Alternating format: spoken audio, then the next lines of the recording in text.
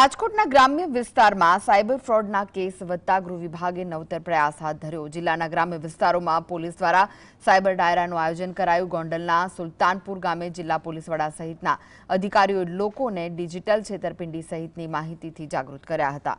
Cyber ડાયરામાં ગ્રામ્ય વિસ્તારોમાં અગ્રણીઓ, સરપંચો સહિતના અગ્રણીઓ ઉપસ્થિત રહ્યા હતા।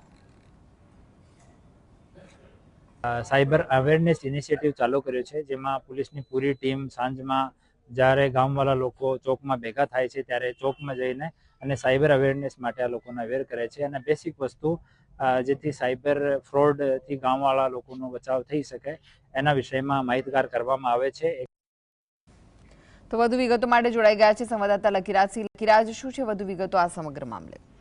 જે આપને જણાવી દો કે રાજકોટ સહિત સમગ્ર રાજ્યમાં જે સાયબર ફ્રોડના બનાવો છે તેમાં દિવસે ને દિવસે વધારો થઈ રહ્યો છે। ત્યારે રાજકોટ ગ્રામ્ય પોલીસ દ્વારા એક નવતર પ્રયોગ છે તે હાથ ધરવામાં આવ્યો છે।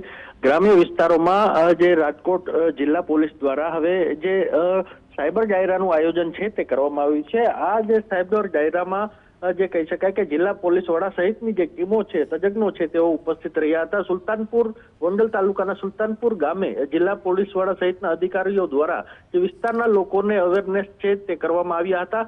ડિજિટલ છેતરપિંડી, ખોટી રીતે મોબાઈલમાં મેસેજ કરનાર વ્યક્તિઓને કઈ રીતે બ્લોક કરવા અને માહિતગાર જે ગામડાઓના લોકોને જે કરવામાં આવ્યા હતા। એટલે ચોક્કસપણે આ જે ગ્રામ્ય વિસ્તારોના અગ્રણીઓ, સરપંચ સહિતના જે અગ્રણીઓ છે તે ઉપસ્થિત રહ્યા હતા। આ જે કાર્યક્રમ છે તે વિવિધ રીતે ચાલુ રહેશે અને અલગ અલગ રાજકોટના વિસ્તારોમાં ગ્રામ્ય પોલીસ આ પ્રકારના કાર્યક્રમ છે તે કરતા રહેશે। જી, આભાર માહિતી આપવા માટે।